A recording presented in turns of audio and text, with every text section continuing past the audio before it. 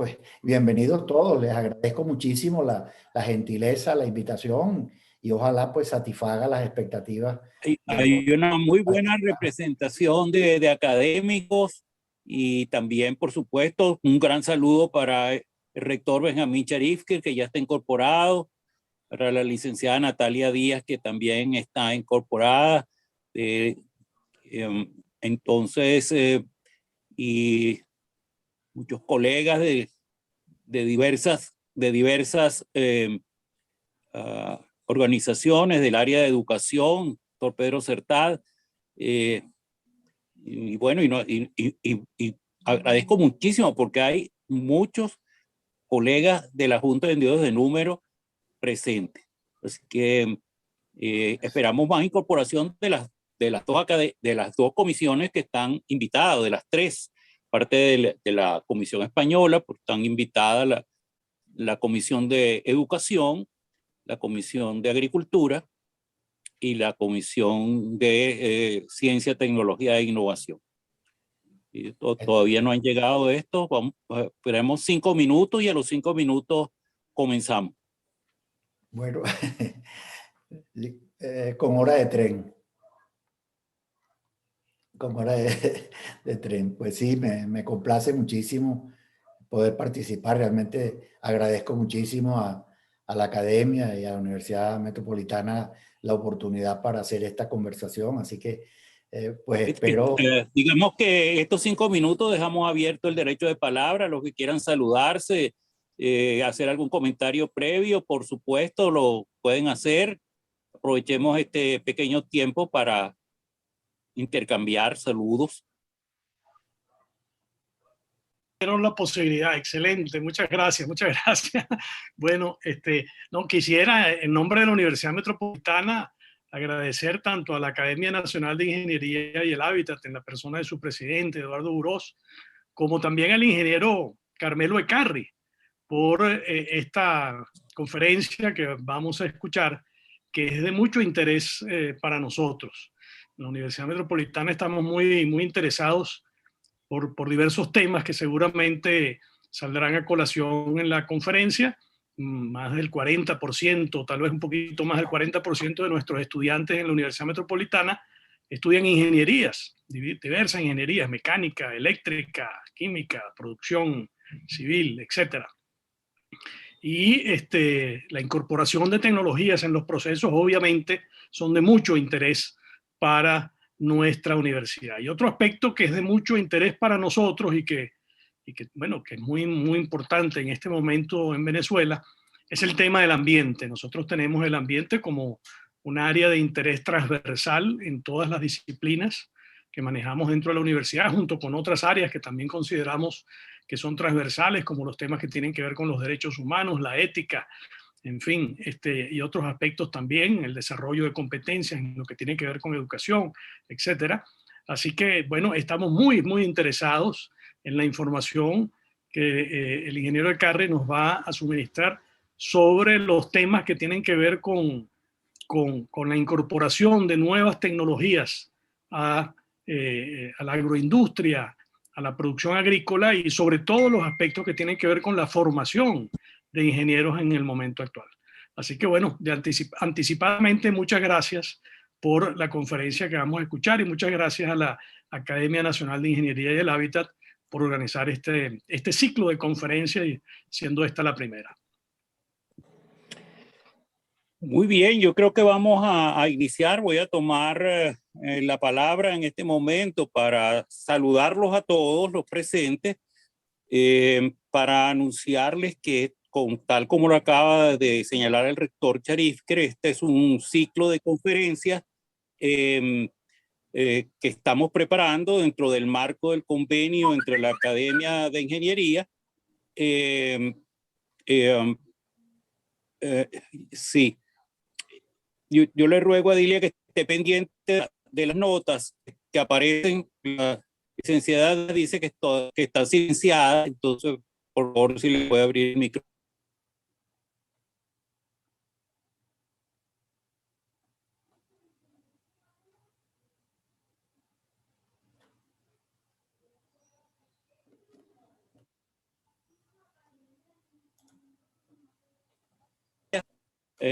van a versar sobre temas que tienen que ver, en este caso particular, con la formación en el área de ingeniería, de las ingenierías del agro, porque hoy en día no podemos decir que hay una sola ingeniería del agro y todas ellas requieren avances en las nuevas tecnologías.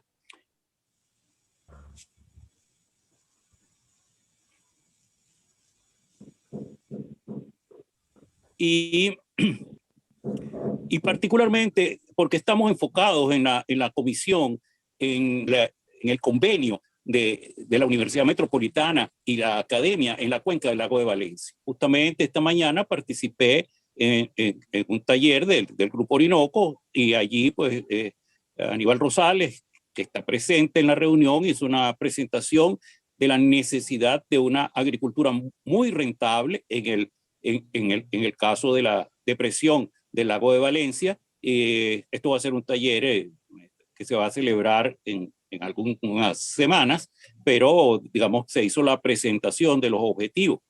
Bueno, las agrotecnologías y todos estos avances seguramente van a ser requeridos en esa agricultura tan especial que va a tener que ser eje del desarrollo en la parte agropecuaria de la depresión del Lago de Valencia. Luego vamos a tener otra conferencia la semana que viene a cargo de la ingeniera Adriana Márquez, que es la directora del Centro de Investigaciones Hidrológicas y del Ambiente de la Universidad de Carabobo, donde nos va a presentar avances en el análisis de rendimientos de agua en cuencas sin registro, utilizando modelos avanzados pero relativamente conocidos de hidrológicos, pero con una incorporación adicional muy importante, que es el uso de los sensores remotos para mejorar la calibración y la información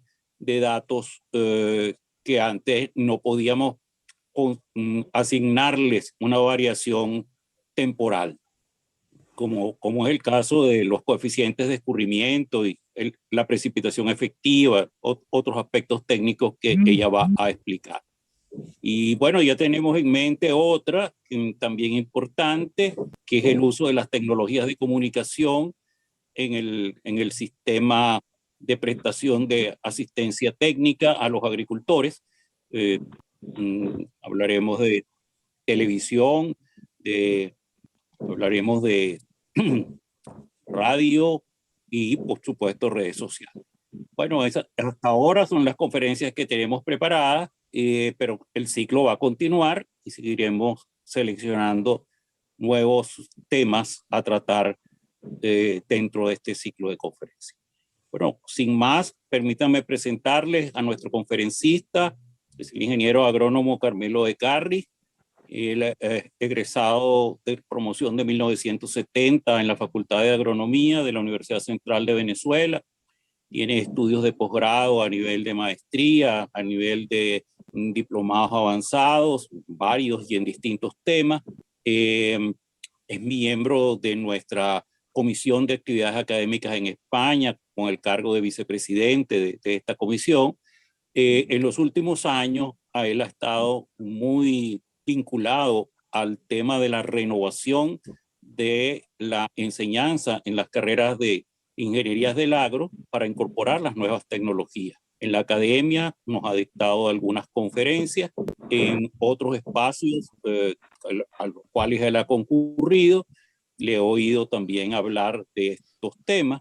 Por esa razón lo invitamos esta tarde, porque creemos que, como dije antes, la zona de la depresión del Lago de Valencia y las cuencas concomitantes van a requerir muchas de estas nuevas tecnologías. Sin más, dejo con ustedes al ingeniero Carmelo de Carri. Muy buenas tardes y disfrutemos de la conferencia. Buenas tardes. Gracias por las palabras, Eduardo. Gracias, rector Sharif, que realmente me ponen, pues, me dicen en la responsabilidad de cumplir con el cometido. Les agradezco la invitación me gustaría que pudiéramos tomarnos, ojalá menos de media hora en alguna presentación de las ideas y más bien que abramos luego los micrófonos para que haya la posibilidad de mayor interacción. Creo que de la participación de ustedes va a depender mucho los logros de esta reunión. En primer lugar, pues voy a compartir la pantalla, donde vamos a tener unas cuantas láminas, pero la idea no es que nos enfrasquemos allá. Yo creo que puedo ofrecer con toda seguridad, la academia puede distribuirla a quien esté interesado. Es solamente un papel de referencia para poder hilar algunas de las ideas sobre este tema. Por empezar, pues, vamos a levantar la presentación. Ok. Lo primero es que estamos como reconociendo la necesidad de un conjunto, de abordar simultáneamente un conjunto de procesos que están afectando el bienestar humano. Son de distinta naturaleza y básicamente que nos plantean cualquier planteamiento que hagamos desde una perspectiva de la complejidad. Es decir, aun cuando la ingeniería está probablemente en el centro de este proceso complejo, no es menos cierto que es hoy en día un proceso mucho más transdisciplinario y requiere una visión de complejidad. Estamos viviendo lo que se ha dado en llamar la cuarta revolución industrial y tecnológica, la emergencia de la sociedad de información y el conocimiento, que ya venía desde antes de más bien como elemento de la tercera revolución. Hay un conjunto de desafíos particularmente recogidos en los documentos de Naciones Unidas y particularmente en los Objetivos de Desarrollo Sostenible, y los temas de sostenibilidad ambiental mucho más desarrollados, particularmente en la materia del cambio climático, también recogidos en los Acuerdos de París del año 1915. Por supuesto, dentro de toda esta cantidad de transformaciones, aparece la ingeniería en el centro de la complejidad. En relación a los estudios del agro, yo voy a tratar de referirme a 4 básicamente elementos. En primer lugar, el tema de la alimentación. En segundo lugar, al tema de la agricultura y de sus retos actuales. En tercer lugar, me voy a referir muy brevemente también al tema de la cuarta revolución y finalmente al tema del contenido humano que debe tener todo proceso, la necesidad de comprenderlo. En relación al tema de la alimentación, ciertamente se vienen produciendo cambios importantes, pero no es menos cierto que los cereales han constituido el núcleo de la alimentación por siglos. Desde la primera civilización estamos alimentándonos sobre la base de los cereales. Y hay una gran cantidad, por supuesto, de otras ofertas en relación a suministros digamos, de alimentos, pero muchos de ellos están más bien en el plano de lo gastronómico y no en el plano de lo nutricional. Por supuesto, hay un grave problema y particularmente agravado por la pandemia el año pasado, que es digamos, un incremento del hambre en el planeta, que probablemente, digamos, se había venido plegando producto del crecimiento de la productividad y de incremento, digamos, de la eficiencia en la distribución, en los mercados, pero sin embargo el tema del hambre vuelve otra vez a estar presente y es básicamente pues el centro de los objetivos, o por lo menos la puerta de entrada de los objetivos de desarrollo sostenible, con el tema del hambre cero y con el fin de la pobreza. Está también el tema simultáneo al del hambre y es la aparición de una patología relativamente importante de consideración, que es el tema de la obesidad, particularmente en los países desarrollados.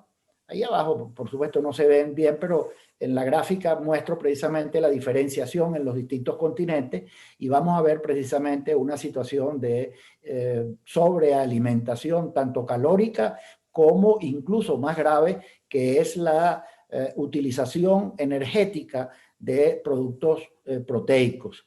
Y, por supuesto, una carencia de alternativas de proteínas de origen vegetal. Hay también otro problema que es el tema de la pérdida de alimentos, tanto por el fenómeno, digamos, de deficiencias en las cadenas de comercialización, que algunos estiman que probablemente 1/3 de lo que sale de los campos se va quedando a lo largo del camino y no llega a la boca del consumidor.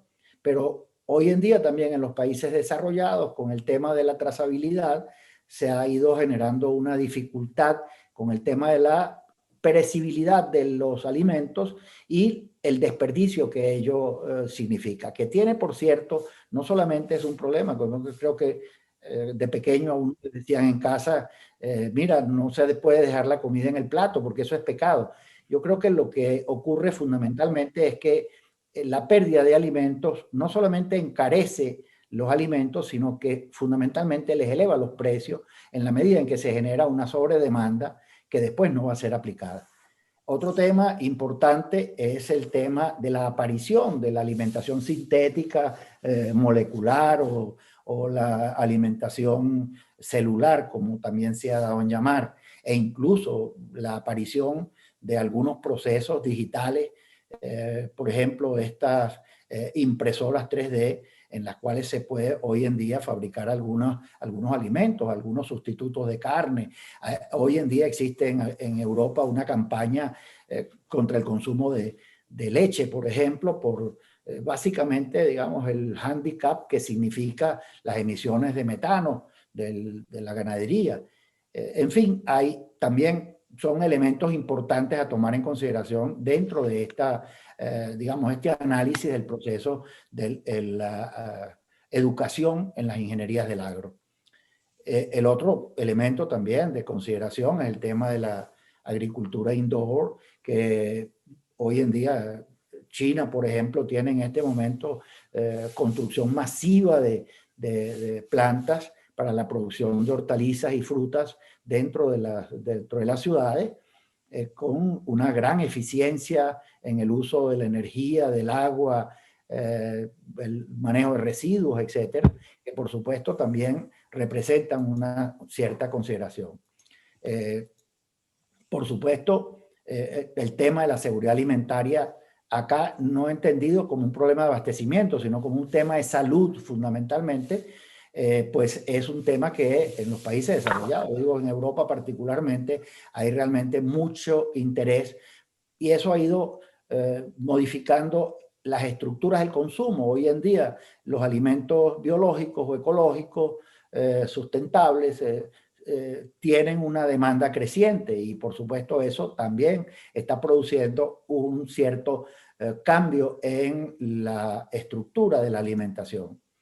Ahora, en cuanto al tema de la agricultura, bueno, digamos, hay unas consideraciones básicas. La superficie es inelástica, pero la demanda ha venido creciendo de manera sostenida. Eso también se ha correspondido con una disminución de la superficie per cápita, lo cual prácticamente pone en evidencia la necesidad de contar con un proceso que sea compatible en productividad, seguridad y sostenibilidad. Esa, digamos, triple condición requiere realmente de una nueva agricultura, no puede ser satisfecha con la agricultura convencional o tradicional, sino que requiere la emergencia masiva, porque no es que no le esté ocurriendo. Para darles un simple indicador, la agricultura ecológica en España en este momento es 3 veces toda la agricultura venezolana de la actualidad. Ese es un simple detalle, digamos, de lo que significa esto. Yo recuerdo cuando entré en la facultad hace ya 56 años, estamos viviendo la revolución verde en en la cual pues se había iniciado un proceso importante de incremento de la productividad, utilizando tecnologías, algunas de orden biológico, otras de orden mecánico fundamentalmente, la masificación de la mecanización y la utilización de semillas mejoradas, de híbridos particularmente en cereales, por supuesto. Tal vez Eduardo o Aníbal deben recordar el híbrido Obregón, las distintas variedades de arroz que en ese momento se estaban haciendo, en caña de azúcar, etcétera, etcétera. Habían trabajos importantes de esta naturaleza. La agricultura tiene, en primer lugar, un gran desafío y tiene que ver con el incremento sostenido de la productividad dentro de condiciones de sostenibilidad. Es decir, por eso decía que además de que debe ser sostenible y muy productiva, la agricultura tiene que ser segura en el sentido de ofrecerle al consumidor un producto sano. Ahí hay unas cifras poco más o menos de la proyección de FAO.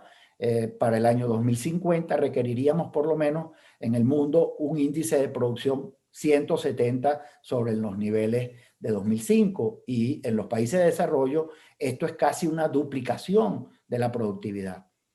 En términos de la prospección en relación a cuánta es la población que se queda sin comida porque no tiene acceso, probablemente por pobreza de ingresos, a la cesta básica, todavía se plantea una resistencia de alrededor de una cifra de 370 millones de habitantes del planeta, para ese momento de unos 9.300 millones de habitantes. El agua también es otro factor importante a tomar en consideración, y el suelo también, por supuesto, y la energía, pero realmente son elementos, digamos, de los índices con los que tenemos que manejarnos en estas circunstancias. Particularmente en el caso del metano, también la agricultura pues es, digamos, señalada por las emisiones de gases de efecto invernadero.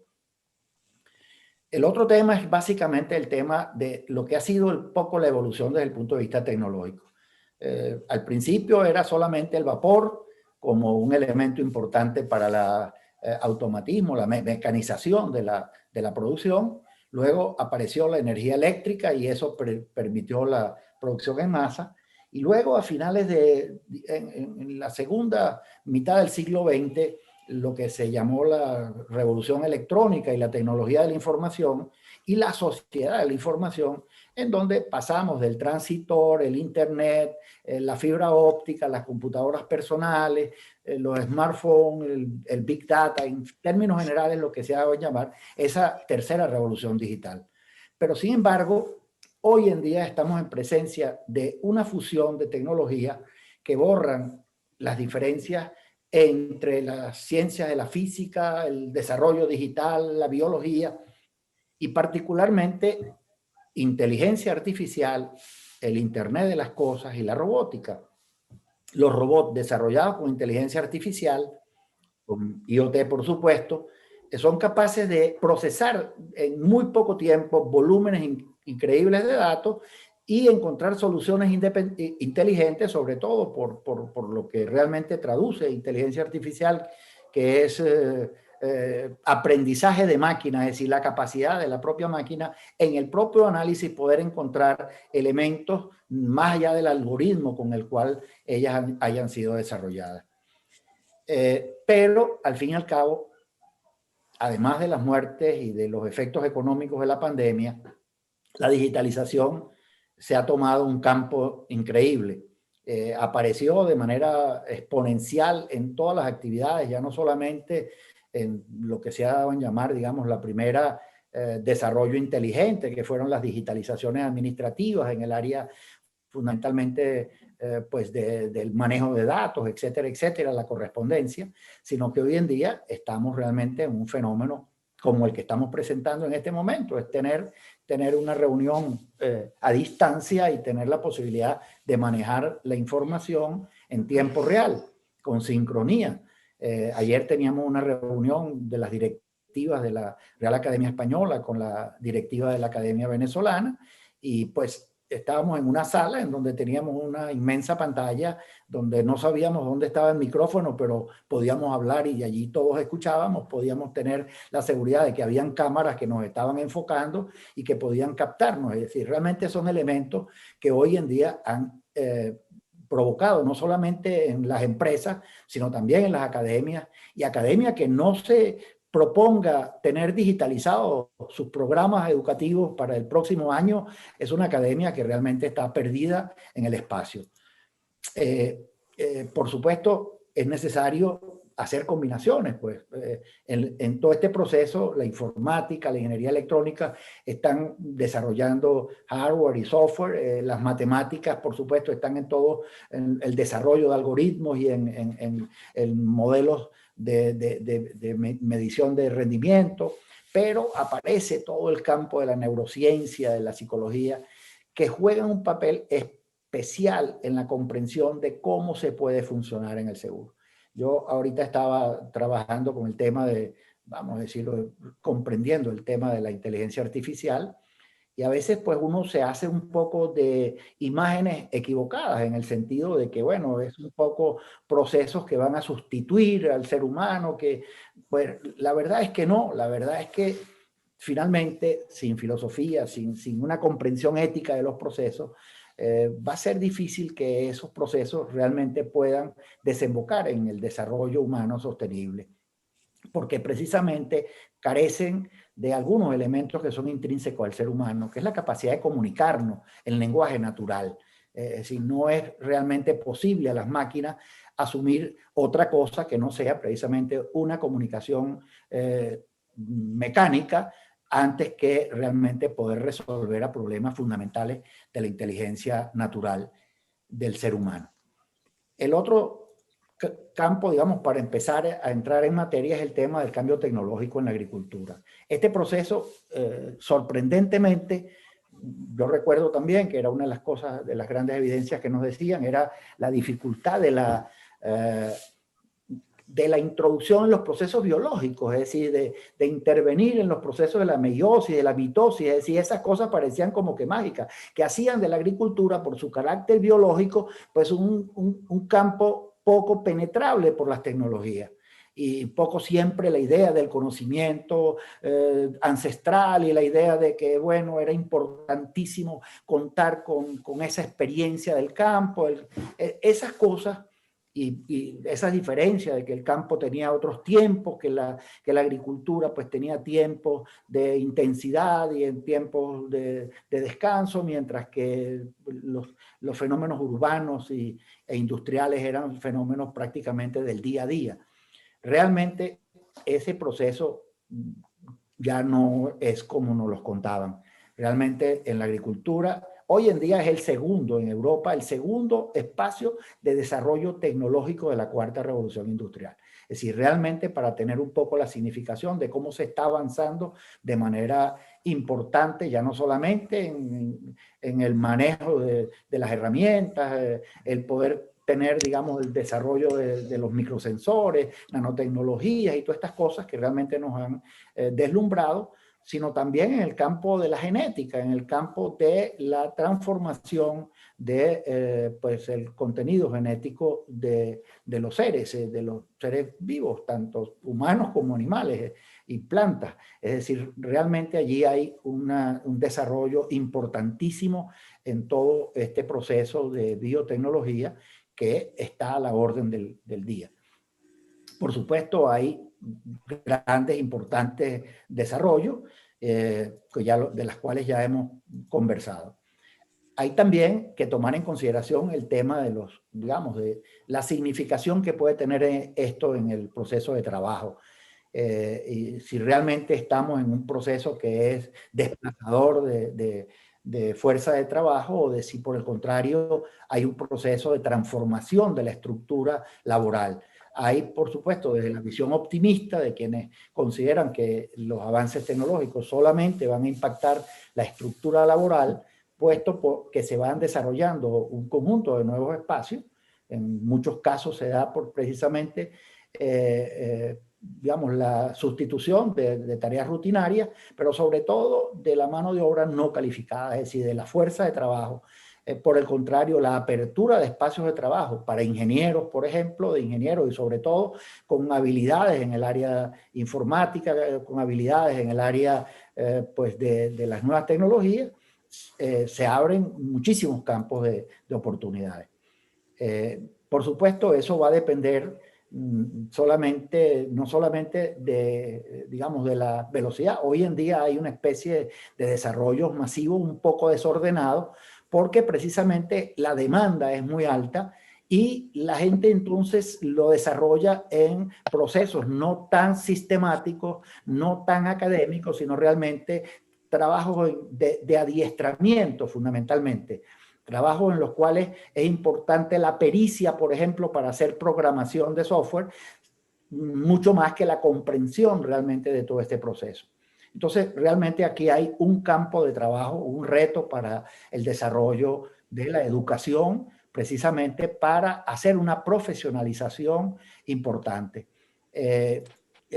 Por supuesto, el sistema educativo tiene que preguntarse, en primer lugar, si es la agricultura convencional definitivamente una rémora o realmente vamos a tener digamos, un largo periodo de mantenimiento de técnicas tradicionales.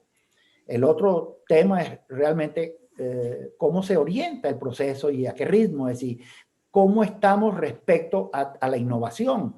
Y yo siento que las universidades en esto, y ayer precisamente hacía un comentario, no tienen la fuerza ni siquiera de su personal más capacitado, ni de sus capacidades financieras para ir a la velocidad de las grandes productoras y de los grandes procesos de innovación que están particularmente en el sector privado. Yo daba el ejemplo concreto que, por ejemplo, tres empresas importantes, una como Syngenta, otra como Monsanto, otra como John Deere, están utilizando diariamente o están destinando en inversión, en innovación, cifras que están entre los 4 y los 10 millones de dólares diarios.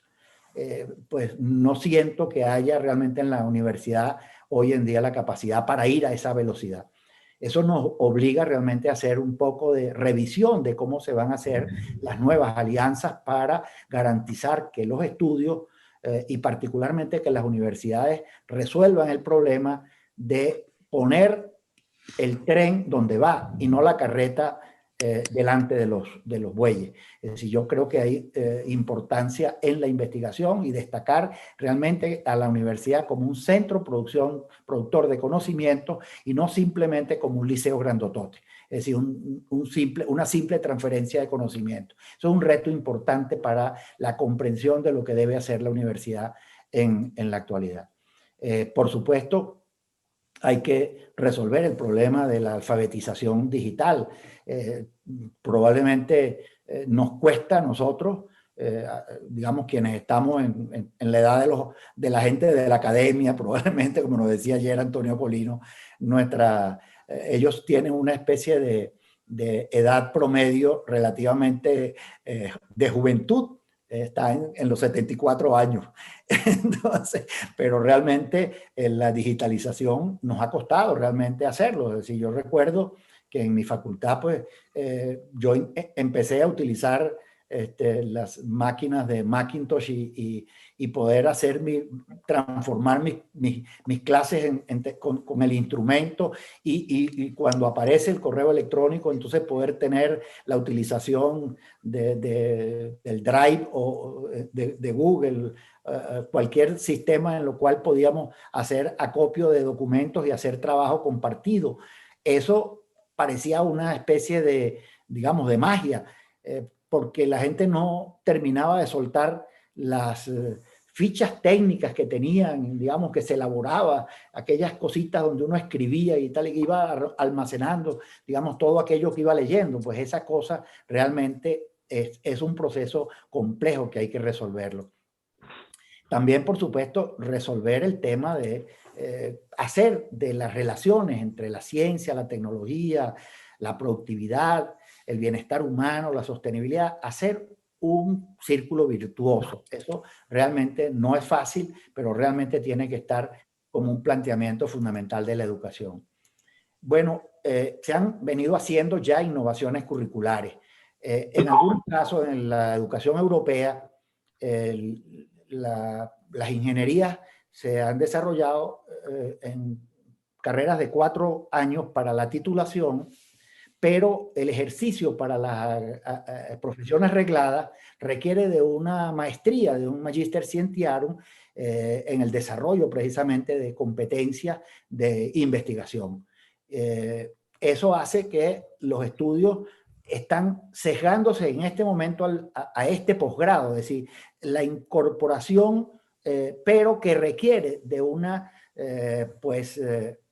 fortaleza, sobre todo en los conocimientos biológicos. Es decir, si la academia es capaz de haber hecho el proceso de la titulación de manera densa, de manera sistemática, de manera profunda, y se tienen conocimientos de fisiología, de morfología, etcétera, etcétera, suficientemente hábiles, seguramente vamos a tener muchas más posibilidades de lograr resultados. Pero en biotecnología, en robótica, en conocimiento del suelo y particularmente de la microflora y de los efectos de esa microflora en la absorción de nutrientes por la planta, en materia de climatología, en materia de salud alimentaria, en materia de riego y manejo del agua y en el área económica. Aquí las universidades españolas particularmente han centrado sus, digamos, innovaciones. Y tú empiezas a encontrar en los procesos,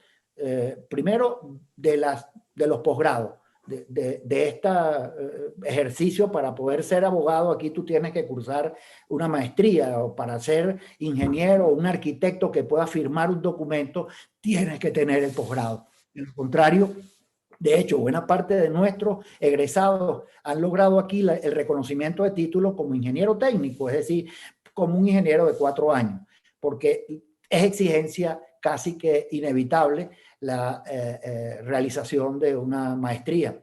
No digo máster porque ayer nos hicieron esa observación precisamente, que somos muy usuarios del lenguaje español y somos, perdón, del lenguaje inglés, pero somos probablemente 570 millones de habitantes del globo que hablamos español, y sin embargo estamos constreñidos precisamente porque buena parte de toda la denominación del léxico de la innovación tecnológica ha ocurrido precisamente en idioma inglés.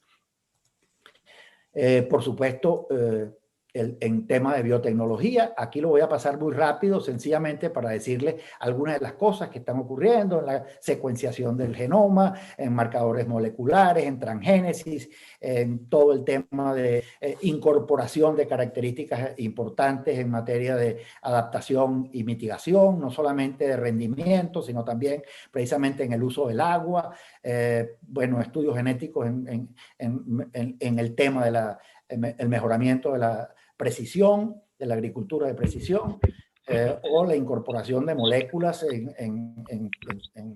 digamos, que actúan fundamentalmente para sanidad animal o vegetal, o ser tolerantes o resistentes a sequía, etcétera, etcétera. Esto, por supuesto, todavía está en proceso, decía, está ocurriendo la innovación y al mismo tiempo se está utilizando, pero por supuesto el proceso no termina, digamos, de sistematizarse y de ordenarse.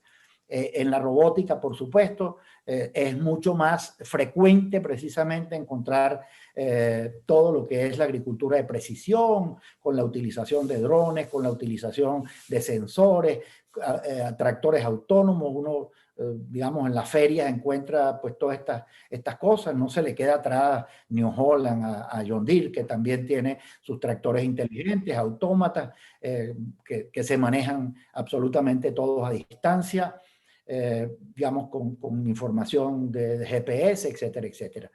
Bueno, por supuesto, además está en el área de los suelos, ya lo he dicho, términos de conocimiento de la nutrición vegetal particularmente, con el aprovechamiento de los nutrientes existentes en el suelo, disminuyendo sensiblemente. He visto algunos ensayos en donde se sustituye casi el 50% de los requerimientos de nitrógeno, digamos, granulado, de nitrógeno de origen químico, por la utilización de microalgas, por ejemplo, en todo el desarrollo del aprovechamiento del nitrógeno del suelo o el aprovechamiento de micorrizas, etc. Bueno, también, por supuesto, se ha trabajado mucho en el tema de la acumulación de nitratos en el suelo, todo el tema de, bueno, en climatología, el tema de la, digamos, el conocimiento del clima, que hoy en día, en el caso norteamericano, pues es muy claro con el manejo de toda la información que se tiene de satélites. En el caso europeo, Copernicus maneja alrededor de unos 12 satélites en la actualidad que están pues recorriendo, digamos, de manera cíclica para darte una información climática muy precisa en términos de momentos de cambios de temperaturas, de precipitación, de iluminación, etcétera, etcétera, y poder monitorear fenómenos meteorológicos extremos o mitigar desastres naturales. También hay, por supuesto, todo lo que es la evaluación de los impactos de calentamiento global. Se tiene sobre, por ejemplo, ahorita un informe completo de toda la carga, la contribución agrícola española a la emisión de gases de efecto invernadero. Yo creo que nosotros deberíamos estar pensando en ver cómo resolvemos esto. En el tema de la eliminación, digamos, de la garantía del alimento sano, hay todo un conjunto de tratamientos. Yo creo que el área de la post cosecha es también una de las grandes áreas que ha sido prácticamente tomada por todo el proceso de inteligencia artificial y de manejo robotizado de todo el proceso, digamos, de conservación de productos, de manejo de temperaturas, de manejo de empaques, de manejo de transportes, de manejo de maneras, de las distintas maneras de manejo del almacenamiento, etcétera, etcétera. En riego también, por supuesto, hay importantes desarrollos, sobre todo para disminuir el uso de los volúmenes de agua. Y también en el conocimiento sobre los mercados, sobre los precios, sobre el comercio internacional, la reducción de desperdicio de alimentos. Yo recuerdo que nosotros al principio éramos como un poco, hacíamos seguimiento, que tenía forward, que tenía información estadística aplicable, pues que uno estaba acostumbrado en Venezuela que pues, las estadísticas se salían, digamos, con 3 años de retraso y a veces no salían. Y a veces pasaba una década y no teníamos ni siquiera un censo, es decir, realmente era, o no un censo, no una década, década y media podíamos tener precisamente en la realización de los censos. Entonces no teníamos realmente una estadística. Yo creo que hoy en día, precisamente si algo se ha facilitado con todo el proceso de la revolución tecnológica, es precisamente la información, el dato y la existencia y la disponibilidad de tales informaciones precisamente para procesos de planificación, para procesos de elaboración de proyectos y para la gestión en finca, para el manejo en la casa del propio agricultor con su propio ordenador y con su smartphone, que puede perfectamente tener toda esa información acopiada y tener las aplicaciones correspondientes para saber qué hacer dentro de su finca.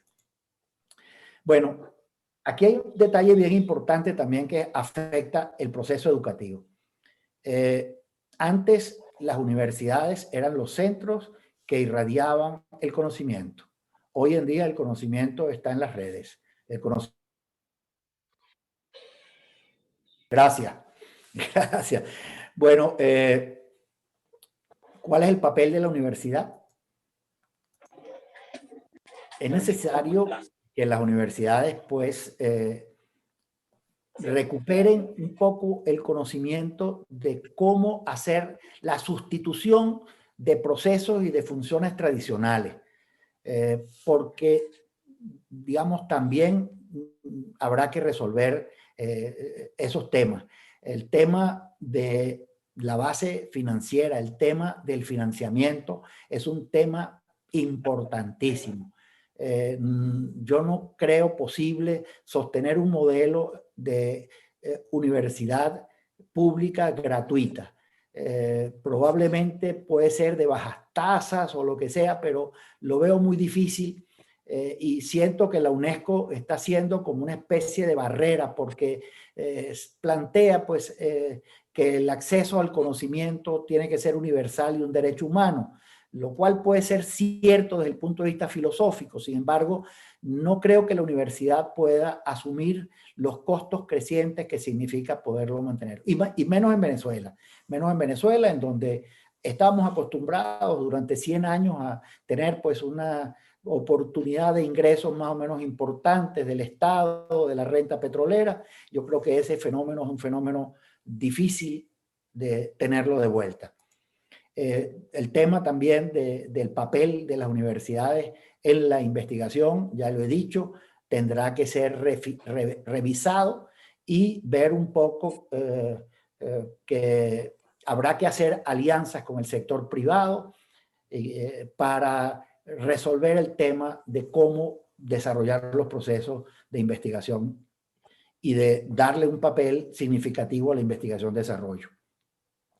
Ya lo dicho, no es esto un escenario interesante, como dice Elie Noam en un trabajo reciente, pero habrá que entender una nueva relación entre el estudio teórico y el laboratorio, la diferenciación, títulos y profesiones, el regresar a la creación de conocimientos e innovación.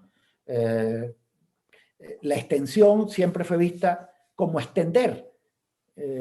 Realmente la extensión hoy en día es cómo aprender del entorno, cómo aprender de la realidad. Es decir, la extensión no es un proceso unilateral en una sola dimensión, sino que realmente supone una diferenciación y un proceso importante. Bueno, hay que tomar en consideración cómo recuperar calidad en la educación superior, o por lo menos cómo expresarlo. A lo mejor tenemos calidad, pero muy probablemente no hemos sido suficientemente hábiles para demostrar esa calidad. En primer lugar, con los estudios, por lo menos los informes que ha hecho la academia en relación a la diáspora y el reciente estudio de Montero sobre el tema de la composición o del origen de la diáspora, esta cifra que supone pues cientos de miles de profesionales del agro, perdón, de profesionales de distintas disciplinas, en los cuales la ingeniería hace una parte importante, probablemente superior al 15% del total, y particularmente de los docentes. Eso es una pérdida enorme para Venezuela y para la Universidad Venezolana, pero puede ser recuperada en la medida en que la universidad se digitalice y pueda aprovechar su diáspora en el mantenimiento de los procesos de investigación y de docencia. Necesitamos docentes que tengan los más altos niveles de formación. Era como cuando empezábamos. Yo recuerdo que nosotros, pues todos nuestros profesores apenas ingresaban, tenían que estar haciendo estudios de maestría y de doctorado, precisamente para tener un equipo de la más alta calidad. Y además de eso, ser unos productores de conocimiento, no simplemente digamos, de documentos para el ascenso, sino fundamentalmente de producción de conocimientos útiles, aplicables y de desarrollo para resolución de problemas. En el campo de los estudiantes, pues no solamente hay que garantizarle a los estudiantes que puedan ingresar, pero tienen que demostrar que tienen respeto precisamente por ese derecho, que tienen un deber, que deben ser ciudadanos, y los ciudadanos no solamente son gente de derecho, gente con derechos, sino gente con muchas responsabilidades, con muchos deberes. El ejercicio de la ciudadanía implica una carga de responsabilidad muy alta, de responsabilidad social, no solamente de responsabilidad por ética personal, sino realmente de compromiso social. Es un problema de ética social. Por supuesto, la construcción de laboratorios, ya en mi facultad va a ser muy difícil, por ejemplo, recuperar los viejos laboratorios que teníamos en genética, o en química, o en biología, en botánica, etcétera, pero habrá que hacerlo. Si no se tiene laboratorios, o por lo menos se construyen y se hacen alianzas para disponer de esos laboratorios, difícilmente se podrá realizar una educación de calidad. Lo mismo que las infraestructuras y los procesos. El tema de la gobernanza es otro tema también que tiene que resolverse. No es posible tener, digamos, una universidad que no tenga orden, que no tenga un sentido creativo, de innovación, pero al mismo tiempo de sistematicidad, de sentido de trascendencia, de metas a cumplir, de una obligación con el futuro.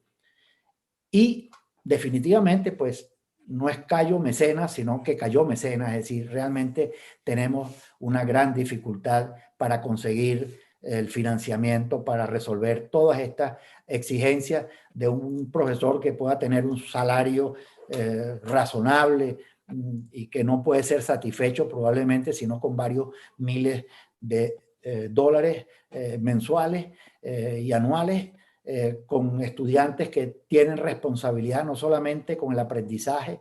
Yo uso mucho algún planteamiento que hace un gran amigo César Peñaviga sobre el tema del gran valor que tienen las preguntas, porque realmente la universidad tiene una responsabilidad en la valoración, en la evaluación de todo el proceso, tanto de profesores como de estudiantes y del conjunto universitario.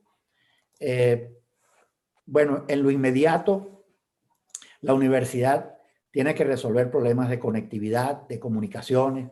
La universidad tiene que integrarse con la vida de las ciudades cercanas y particularmente con el tema de las condiciones de vida de la ciudad, con los centros de investigación y desarrollo de las grandes empresas transnacionales, proveedoras de tecnología, con los productores usuarios de las tecnologías, con las agroindustrias y procesadores de insumos agrícolas, con los mercados, en fin, y con los consumidores. Realmente, digamos, el tema de la universidad no puede ser visto como un problema de una autonomía cerrada, enclaustrada, sino realmente como una universidad abierta, como una universidad que está en absoluta armonía y de integración en alianzas con el resto de los interactores en el proceso de creación del conocimiento.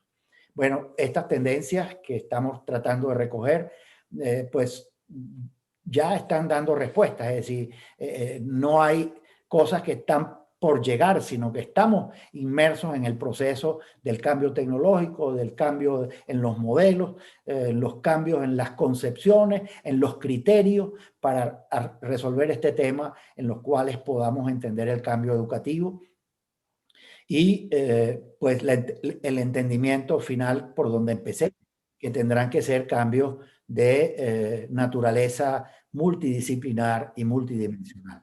Bueno, muchísimas gracias. Quedo al interés de las preguntas. Me interesa ahora oír a ustedes después de este tiempo que me he tomado, probablemente unos 30 minutos. Espero oír de ustedes pues sus opiniones, sus interrogantes, sus críticas, sus alternativas, sus dudas, etcétera, etcétera.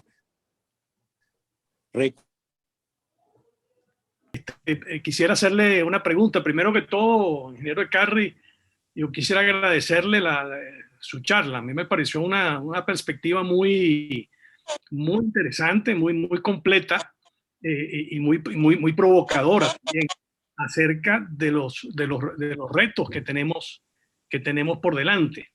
Y quisiera, bueno, realmente dentro de todas las perspectivas que usted nos brindó, hacer un par de preguntas, ¿no?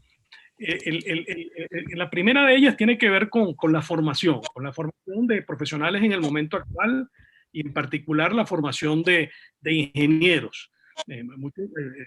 Quedó muy claro en su charla que el desarrollo en estas áreas es un desarrollo multidisciplinar, de que hace falta dominar varios campos del conocimiento para poder realmente ser efectivo en el desarrollo con estas nuevas tecnologías y estas nuevas tendencias.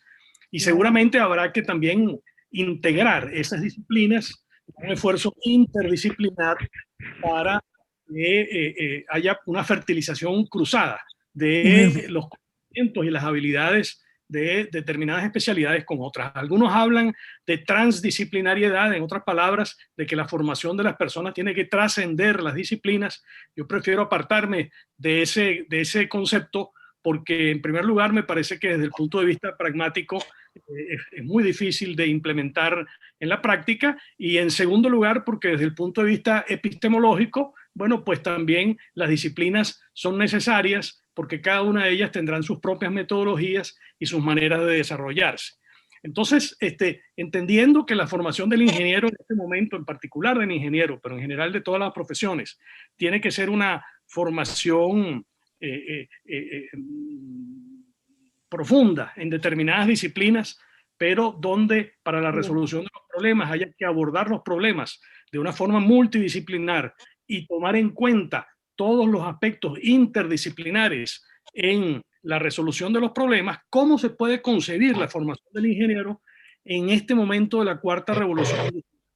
Como un generalista que tenga dominio en varias áreas del conocimiento, o como un especialista que tenga competencias para interactuar con otros especialistas para poder resolver problemas y con la sociedad en general. Entonces, primero, quisiera un poco su visión sobre ese problema, digamos, de la formación de los profesionales en el momento actual.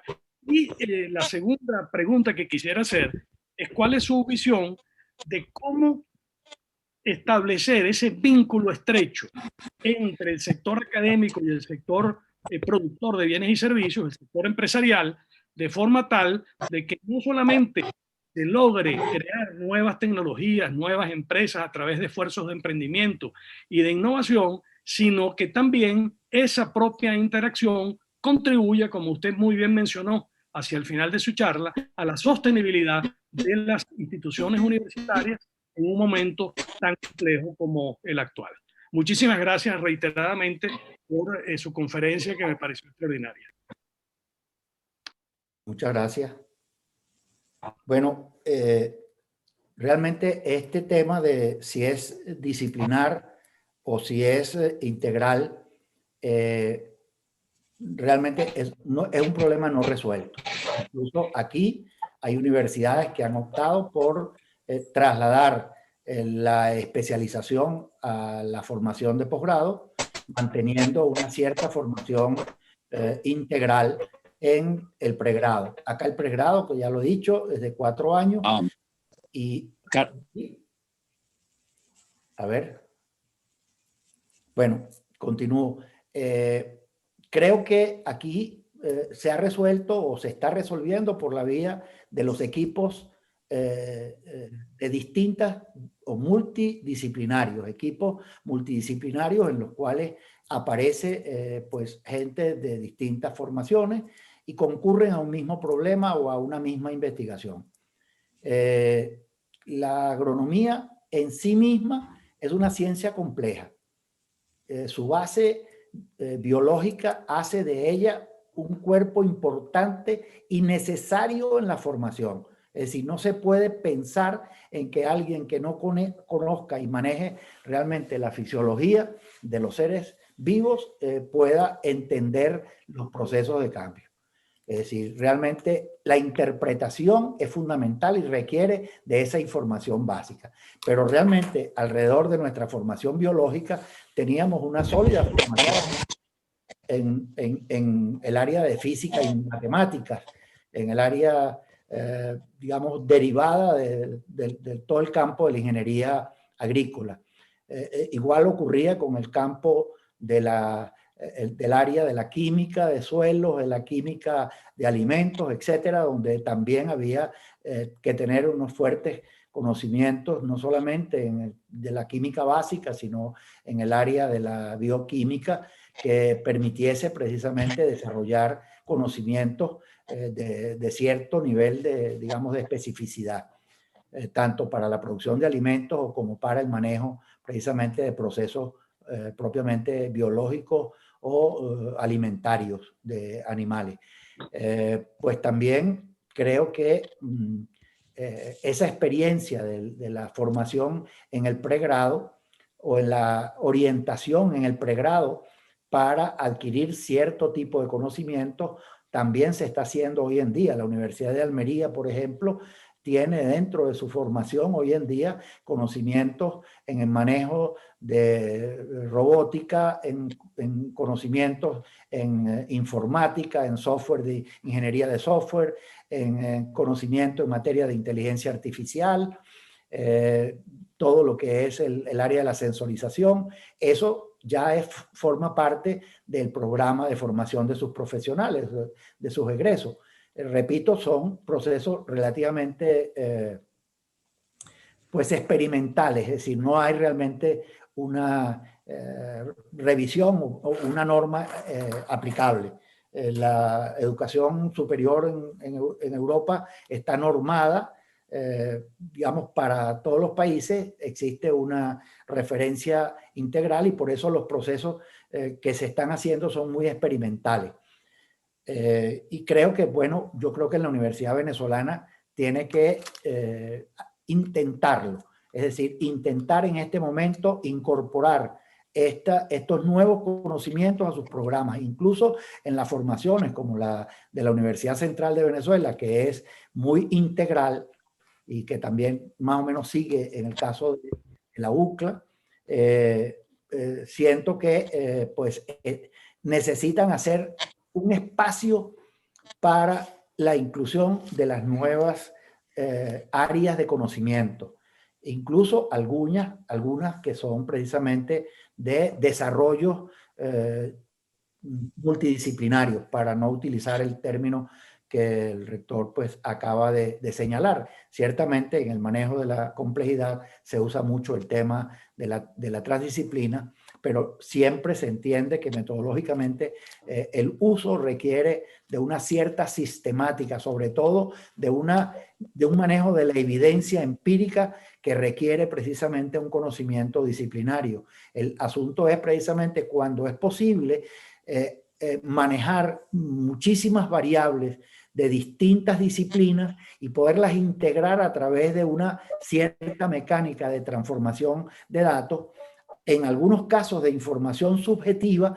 y en otros casos de información objetiva, pero que pueden ser precisamente integrados. Se le puede, digamos, conseguir una cierta objetivación a la información subjetiva que permita hacer una integración con variables y con parámetros de datos derivados de la información disciplinaria. En relación al tema de cómo hacer el vínculo, bueno, yo siento que en este momento es posible que las grandes empresas están requiriendo precisamente de las universidades. Es decir, e incluso no para tomarlos y llevárselo a la empresa, sino fundamentalmente para, manteniéndolo en la empresa, poderle ayudar a financiar e integrarlo a los procesos de investigación financiados con fondos de la empresa. Creo que ese es un modelo que yo creo que Venezuela tiene que tratar de empezar a buscar, a explorar y a ver de qué manera es posible conseguir ese tipo de alianzas.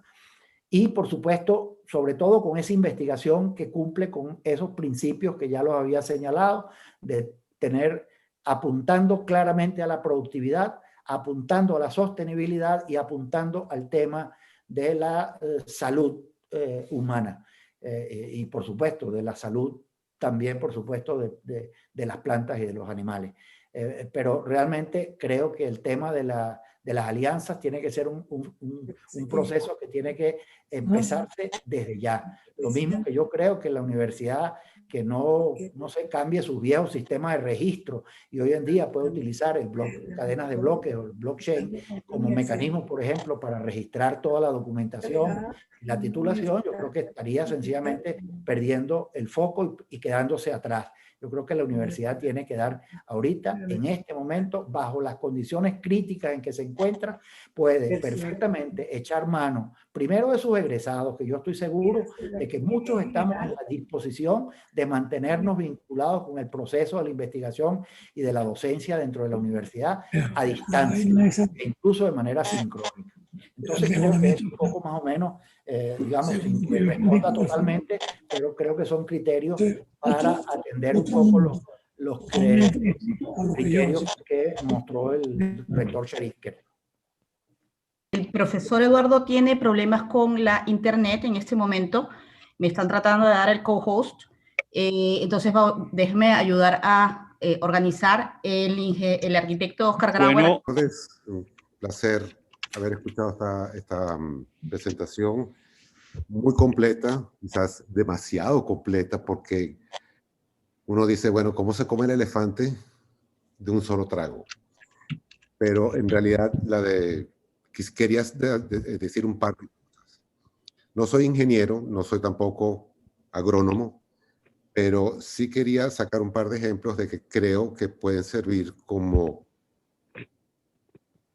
a ver cuál pudiera ser el papel, o no sé si llamar el papel o cómo reorientar las universidades o orientar las universidades. Yo particularmente he dedicado buena parte de mi vida a la docencia.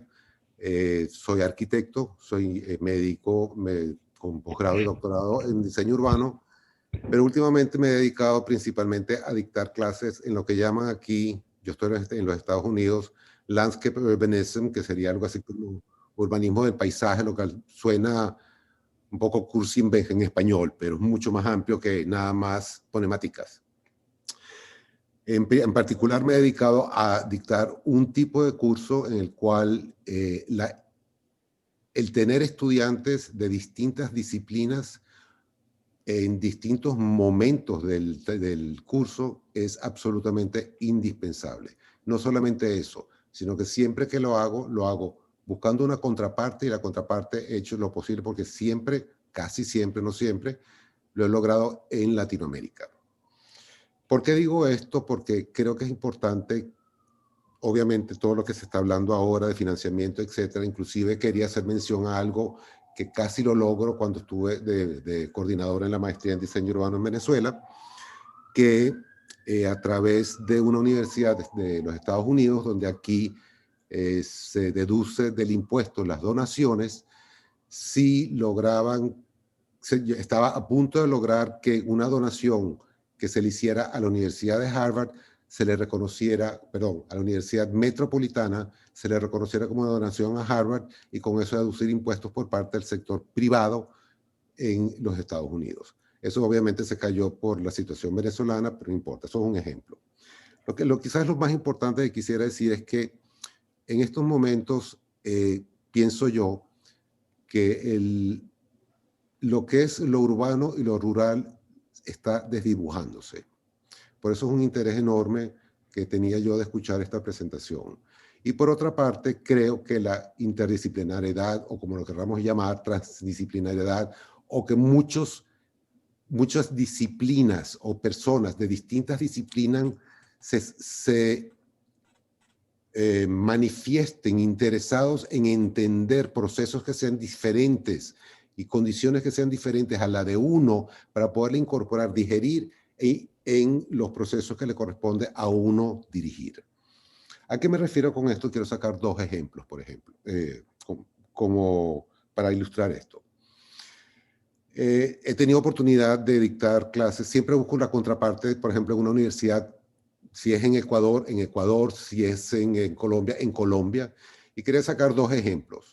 Un ejemplo, me imagino que lo sabrán, pero de todas maneras lo voy a traer a colación, es el caso de la zona que la llaman cafetera y no cafetalera en Colombia, decretada Patrimonio Cultural de la Humanidad por parte de la UNESCO. Quería traer este ejemplo a colación y voy a dedicar unos 3 minutos, espero que no más de eso, porque quiero también sacar otro ejemplo. Obviamente producen café. Colombia, conocida como productora de café. Sin embargo, los procesos que se han llevado a cabo y se siguen todavía, aunque hay un cambio radical y una conciencia hacia ese cambio, el buen café se hace de una manera ecológica, sustentable y sin dañar suelos ni aguas en sombra. Por razones de la mecanización, etcétera, etcétera, no tengo por qué entrar en detalles al respecto. Industrialización, se llevó el café a sol, el cual tiene una vida útil relativamente entre tengo entendido por lo que escuché allá, entre unos 7 y 8 años a fuerza de fertilizantes, lo cual ha hecho que contamina suelos, contamina aguas, contamina, etcétera, baja la producción, la vida útil de la planta es mucho menor, mientras que una planta en sombra dura hasta 80 años produciendo café, etcétera, etcétera, etcétera. ¿A qué me refiero con todo esto? Que el poder entender que todos estos procesos, por ejemplo, de rearborización, no solamente de la parte urbana, sino la parte no urbana, en los alrededores de asentamientos, bien sean ciudades enormes o ciudades pequeñas, es importante en el caso, por ejemplo, de la zona cafetera de Colombia. El segundo ejemplo que quería traer a colación es en el caso de Ecuador, en la costa de Ecuador, también trabajando con una universidad local, siempre con la comunidad, siempre con estudiantes de distintas universidades. Estuvimos trabajando en la zona costera del Ecuador. En la zona costera, la producción es una de las zonas de producción de camarones, muy grande, exporta muchísimo camarón, pero la manera que se ha venido haciendo, porque obviamente se hace simplemente con gringolas, es que se ha destruido cerca del 75 o el 80%, en estos momentos ya está parado, los manglares de la costa. ¿Por qué? Porque era la única manera o la manera más económica, entre comillas,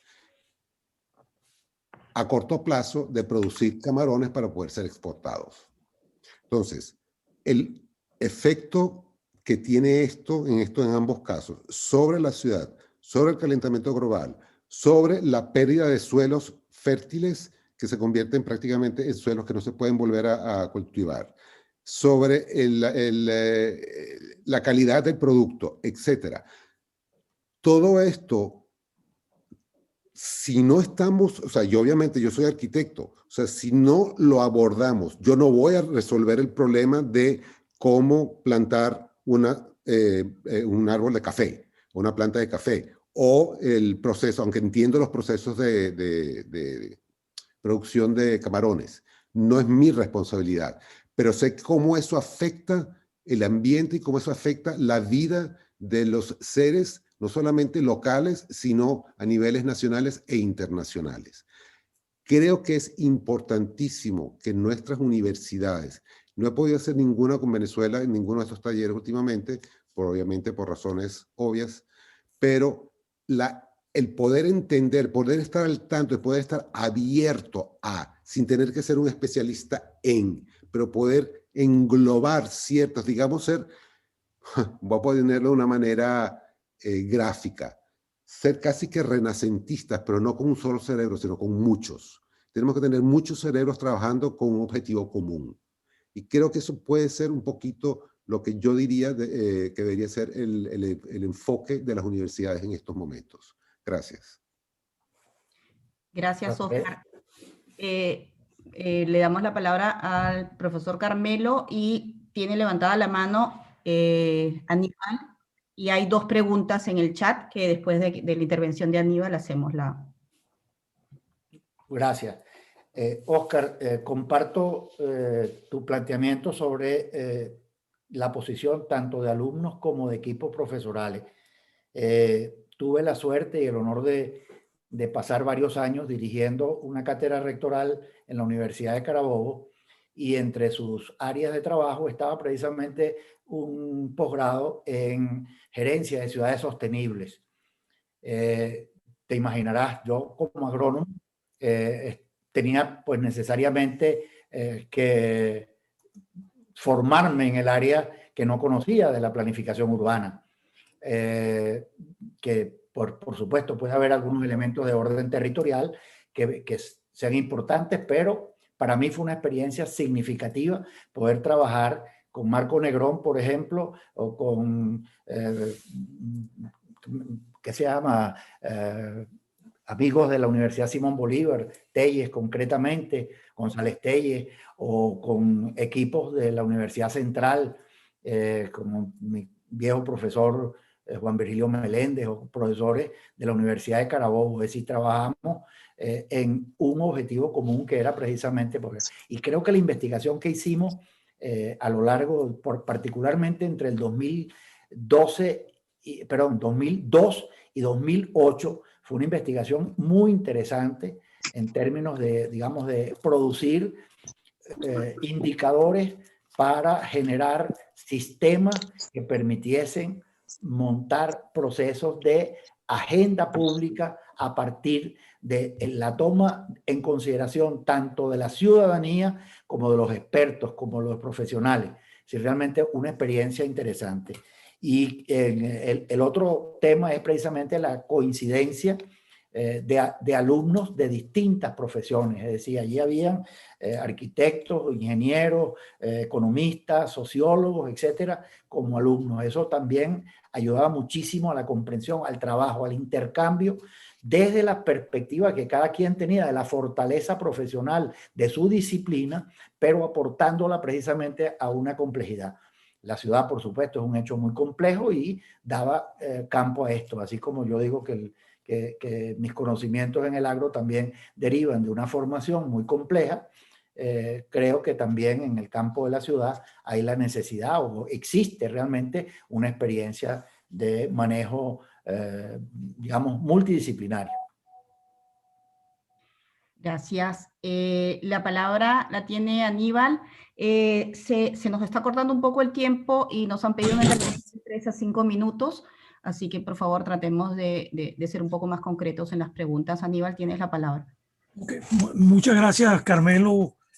Una excelente presentación, una visión integral de los problemas. Voy a tocarte un punto que a ti y a mí nos toca fuerte porque somos de la misma promoción de agrónomo, de la misma facultad, de la UCB de agronomía, en el qué hacer para modernizar, entre comillas, estas instituciones y cómo hacerlo. En semanas pasadas estuvimos hablando de algunas cosas que tienen que adelantarse en la Facultad de Agronomía y estuvimos intercambiando ideas sobre varias de ellas. Una que nos motivaba a los dos, a pesar de que no somos expertos ninguno de los dos en eso, es en el mejoramiento de plantas, en el mejoramiento tecnológico, en el mejoramiento genético de plantas, en la biotecnología, en la ingeniería genética, como se le denomina o se le ha denominado. Entendimos con nuestros compañeros de promoción, geneticistas y fitomejoradores, que prácticamente esa disciplina ha tenido en los últimos 20, 25 años un cambio total, no solamente en la innovación o en algunos cambios tecnológicos, sino en los fundamentos científicos que soportan la disciplina. Entonces, ¿cómo hacemos, cómo nos ponemos al día en una universidad nuestra, en una facultad nuestra, que tenía uno de sus mejores posgrados, fue el de fitomejoramiento, el de mejoramiento de plantas, y cómo nos podemos poner al día con esto? ¿Cuánto vale eso? ¿Cuánto? Todos los fitomejoradores me dicen a mí que no saben trabajar con genética molecular, ni saben trabajar con ingeniería genética, y que tienen que venir otras generaciones de profesionales a formarse en esto. Y esa formación es difícil obtenerla en el propio país nuestro al nivel como está. Entonces, ¿cómo hacemos esto? ¿De dónde vamos a sacar los recursos para hacer esto? Y yo me imagino que así como hablo del mejoramiento de plantas, hay 10 o 15 otras áreas en agronomía que tienen casi que la misma dificultad. Entonces quisiera ver qué has pensado tú al respecto, cómo se hace esto, cómo podemos hacerlo, qué cooperación necesitamos, qué recursos necesitamos. Podemos ir a la banca internacional a pedir préstamos para formación de recursos humanos. ¿Cómo ves tú este negocio? Gracias. Gracias, Aníbal. Profe, tiene la palabra. Bueno, Aníbal, compartimos mucho, hemos compartido muchos años de vida juntos y además de pensamiento y de compañerismo. Primero, yo creo que una de las primeras tareas que tiene la universidad es digitalizar todos sus programas. Y eso tiene que hacerse en el corto plazo. No estoy hablando para el futuro, por allá, sino a corto plazo. Es necesario disponer realmente de un mecanismo de educación a distancia que permita simplificar precisamente el uso de aulas. El aula ahora es precisamente un área como esta, un área a distancia, un área que puede sincronizarse, pero que también puede trabajar, funcionar asincrónicamente. Entonces yo creo que esa es una de las primeras tareas. Nosotros teníamos, si te acuerdas, una carga muy importante. Nosotros teníamos en el pregrado una carga de más de 200 unidades crédito y eso significaba que teníamos semestres en los cuales teníamos 6, 7 materias, cada una de las cuales tenía al menos 6 horas semanales. Nosotros teníamos 9 horas de clases diarias, 3 de teoría en el gran auditorio y 6 horas en los laboratorios. Pues yo creo que hay que hacer una revisión profunda de ese sistema precisamente para trasladar y evitar precisamente la presencialidad en la medida de lo posible, reservándola para el trabajo precisamente, el trabajo de investigación, el trabajo de laboratorio, el trabajo de aprendizaje en la práctica. Ese ejercicio, me tocó también, siendo director de la facultad, hacer una experiencia que yo la había hecho bajo mi propia responsabilidad, que era las pasantías. Yo inauguré pues, un sistema de pasantías y luego lo masificamos en la facultad para garantizar que los estudiantes tuviesen laboratorios en donde estaban los laboratorios, es decir, para que si teníamos gente que quería trabajar y podíamos hacerlo con INLACA o lo podíamos hacer con La Polar o lo podíamos hacer con cualquier laboratorio que teníamos al alcance y teníamos siempre la receptividad para hacer precisamente estos intercambios. En ese periodo hicimos el montaje precisamente de ese proceso, hicimos convenios con aproximadamente 20 ayuntamientos o 20 alcaldías en Venezuela y trabajamos en cada uno de ellos en alianzas con otras universidades. Es decir, no nos bastábamos nosotros, sino que realmente hacíamos interacciones con los grupos de productores, las asociaciones de productores, con los gobiernos locales y con otras universidades para ir a procesos concretos de trabajo en el cual compartíamos el esfuerzo de ver, digamos, de participar en el hecho de la creación, en el proceso productivo, pero también en los procesos de investigación.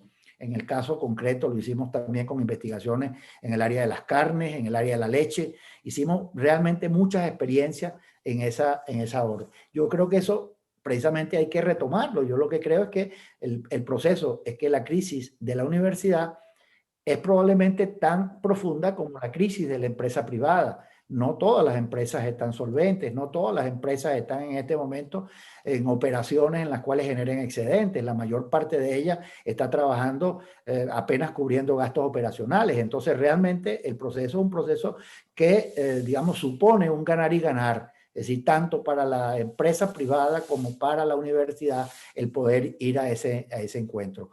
Y yo también lo dije en una reunión, perdónenme lo largo, pero dije que hay que echar mano de los egresados, hay que echar mano de los egresados y buscar la manera de articularlos. De alguna manera siempre hay capacidades. Yo hablaba, por cierto, con un colega de Oscar, con Marcano, que fue director del Instituto de Urbanismo de la FAU de la Central, quien justamente trabaja aquí precisamente, mantiene su relación con FAU, pero también trabaja aquí con la Universidad de Alcalá, con la Politécnica de Madrid, etcétera, etcétera. Un conjunto de universidades en la cual está ejerciendo. Yo creo que esa es una tarea que podemos perfectamente replanteárnosla.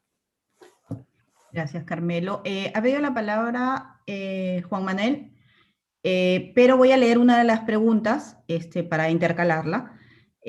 Soy Rafael Dávila. ¿Puedes decirnos tu opinión en relación a la confidencialidad que generalmente considera una empresa privada al enlazarse con la universidad y la posibilidad de hacer visibles los resultados de esa investigación al público en general?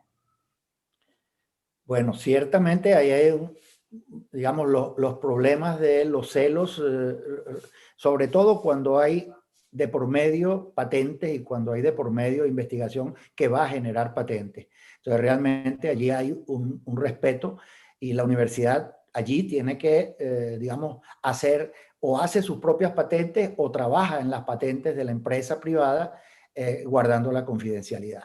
Si yo siento, digamos, que hay mucha dificultad, pero hay mucho campo de trabajo dentro de la universidad por hacer. Muchísimo campo de trabajo. Yo recuerdo recientemente haber participado en un equipo que intentó, por ejemplo, trabajar con todo el potencial de leguminosas de grano, por ejemplo. Nosotros en leguminosas de grano tenemos un banco de germoplasma relativamente grande en Venezuela, pero sin embargo es un cultivo muy poco trabajado desde el punto de vista de la investigación. Pues yo creo que una de las cosas, ahí hay, digamos, una innovación propia, es decir, un campo de acción propicio. Lo mismo con el caso del ají dulce, por ejemplo, y de una cantidad de pimientos, en los cuales la gente de la UCLA tenía un poco más de ventaja, y entonces trabajábamos junto con la gente de la UCLA en ese campo. Con trabajo con Josefina, por ejemplo, con el equipo de genética, trabajando precisamente recuperando la información en leguminosas de grano, por darte simplemente algunos ejemplos. Gracias, Carmelo. José Manuel, y después viene Juan. Gracias. Bueno, felicitaciones, Carmelo. Ha sido formidable y muy amplia y muy profunda toda tu presentación. Hay un elemento que a mí me inquieta siempre, que es el futuro cuando realmente se pueda reconstruir Venezuela, ¿no? Actualmente las universidades están destruidas, la empresa está destruida, estamos muchos fuera de Venezuela, entonces se ve que hay una gran cantidad de dificultades y además todas las transformaciones que tú estás mencionando, cómo van a ponerse en práctica y con qué gente y con qué capital y con qué organización, ¿no? Esa es una de las cosas que te quiero preguntar acerca de cuál es tu visión de cómo reconstruir cuando la alimentación es uno de los elementos fundamentales que ahora está también lamentablemente por los suelos, la gente está pasando hambre, entonces no hay producción agrícola ni pecuaria suficiente, hay importación de todo. Eso por una parte, ¿no? En cuanto a las posibilidades de futuro. Y por otra, si tú ahora que estás en España y que España tiene un desarrollo agrícola tan tremendo y mayor que muchos de los países europeos y que habla castellano, ¿de qué manera crees tú que puede aprovecharse esas capacidades que tiene España en el desarrollo agrícola para que ellos, cuando se pueda hacer ese nuevo desarrollo, nos ayuden a, no sé, con capital, con tecnologías, con enfoques, con organización? Que también hay organización social que en España, digamos, se ha desarrollado mucho a nivel de cooperativas y agrícolas y eso. ¿De qué manera se puede aprovechar esas capacidades españolas, no solamente de los egresados, sino de las organizaciones españolas que pueden interesarse inclusive en invertir en Venezuela, a pesar de que el clima es distinto y seguramente la problemática de recuperación agrícola en Venezuela y en España tienen importantes diferencias? Gracias. Pues, primero creo que hay interés mutuo.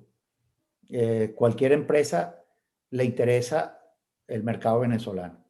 Es decir, Venezuela no es, digamos, las oportunidades particularmente. Creo que lo conversaba saliendo ayer de la reunión con Asdrúbal, la visión que tiene, la visión de la Real Academia es más optimista que la nuestra respecto a Venezuela, respecto a la posibilidad precisamente de la recuperación. Uno sabe que, digamos, que las dificultades desde el punto de vista económico para mantener o llegar a los niveles supone crecimientos interanuales insospechados, que realmente casi que inalcanzables. Pero sin embargo, las posibilidades en donde hubo realmente una fuerza importante desde el punto de vista académico y desde el punto de vista productivo, yo creo que es posible recuperarlo.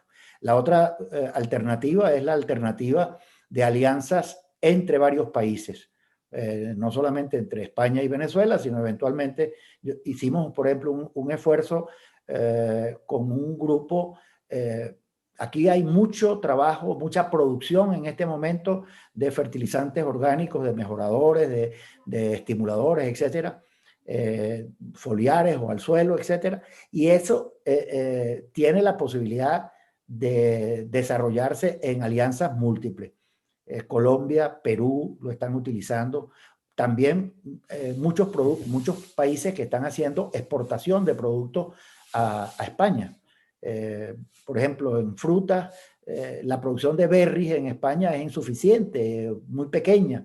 Y hoy en día, pues, de México, de Perú, de Colombia, de Ecuador, hay una oferta importante de berries que está entrando al mercado español.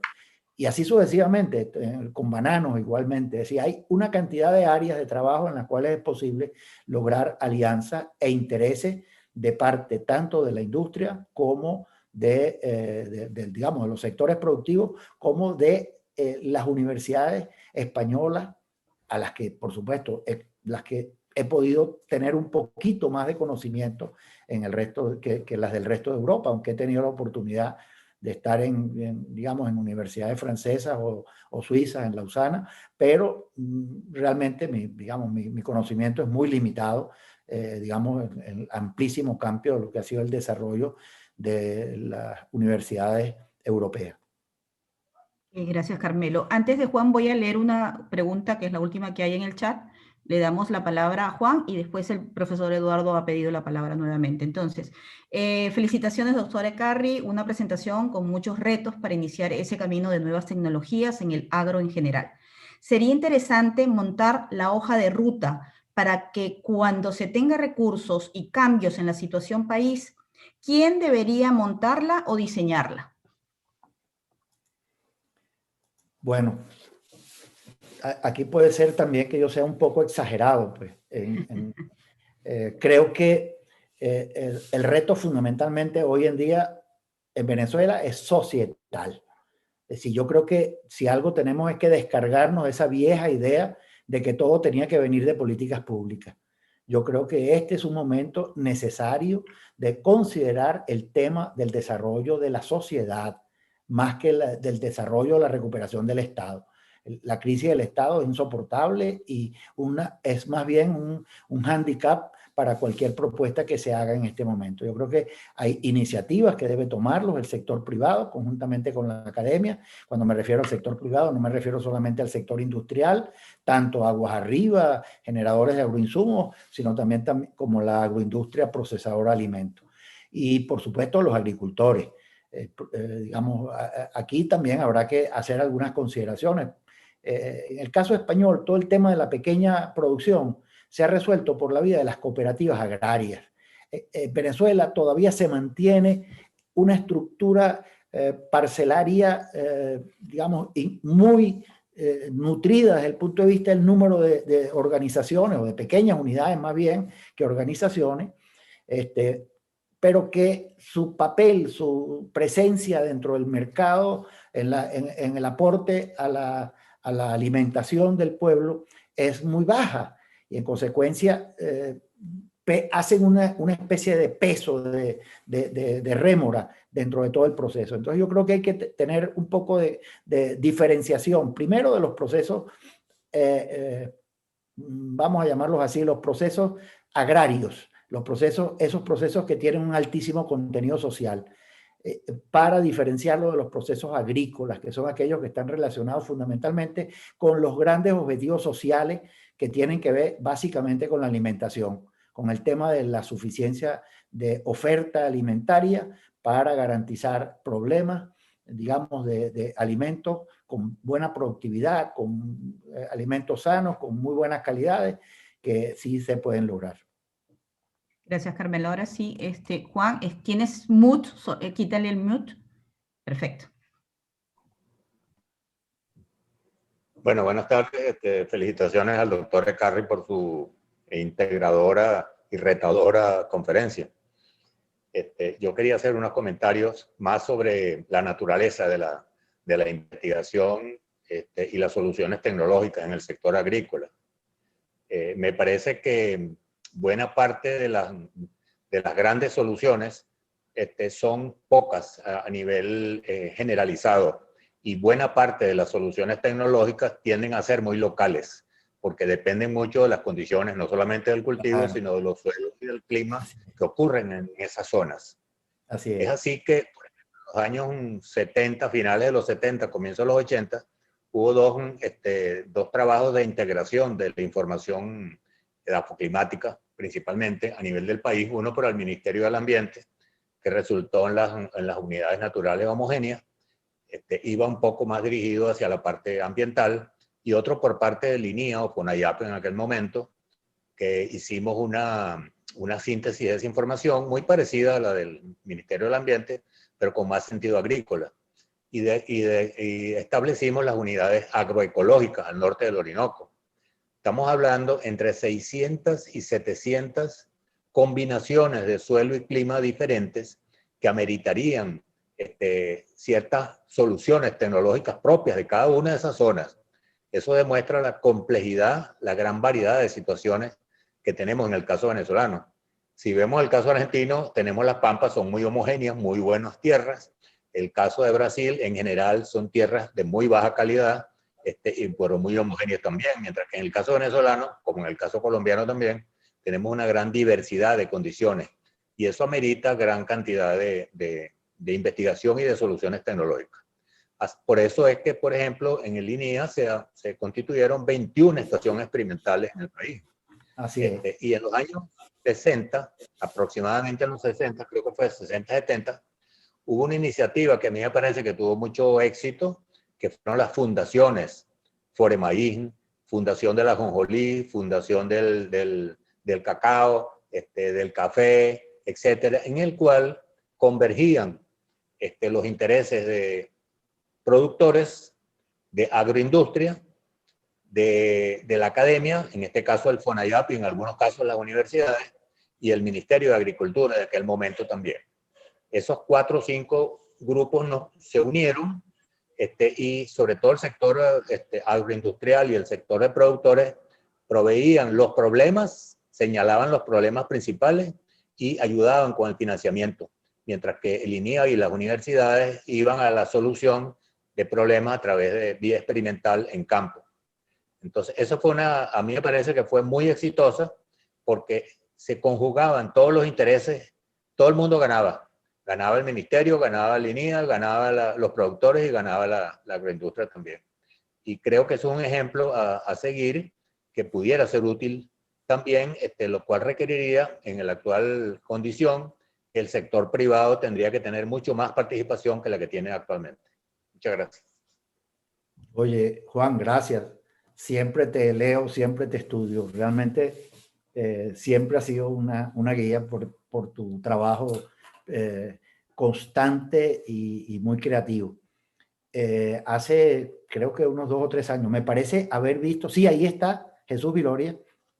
En alguna oportunidad, pues, hicimos una reunión porque, pues, nosotros nunca nos explicamos cómo es que Petroquímica seguía formulando de manera homogénea para todo el país y con grandes pérdidas, porque tú estabas sencillamente sin tomar en consideración los requerimientos de macronutrientes. Tú tenías siempre la misma fórmula, o, digamos, una especie de esquema, y se gastaban fortunas, y se gastaron fortunas, que hoy en día da como un poquito de sentimiento, ¿no? de pérdida por todo aquello que estaba ocurriendo. Eso nos ocurrió trabajar precisamente y partiendo de investigaciones que tenía el equipo CENIAP Fagro en relación precisamente a la identificación de requerimientos por cultivo y en cada uno de los grupos de suelo.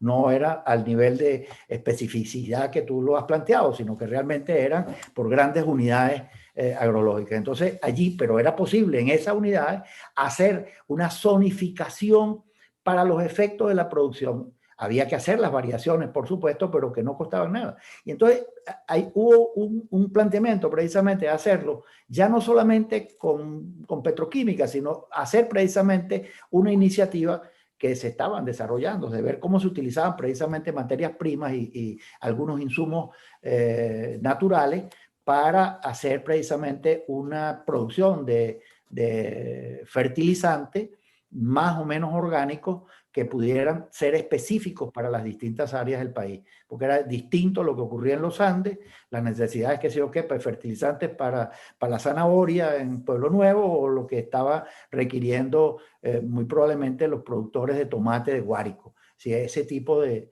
significación. Yo coincido contigo, siempre pues creo que en eso tú has sido una referencia muy importante.